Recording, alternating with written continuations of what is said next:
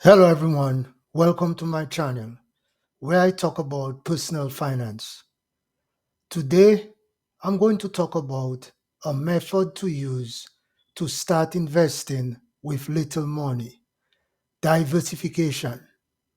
Let's get into the video. Diversification is key no matter how much money you are investing.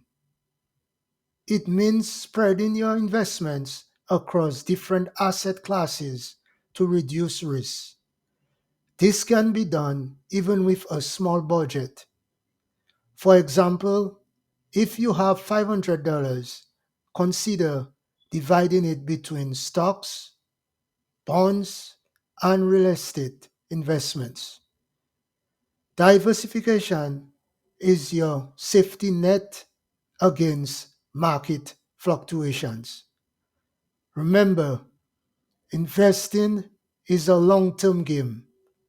Stay patient, stay disciplined, and stay committed to your financial journey. Thanks for watching this video, and do not forget to subscribe to my channel.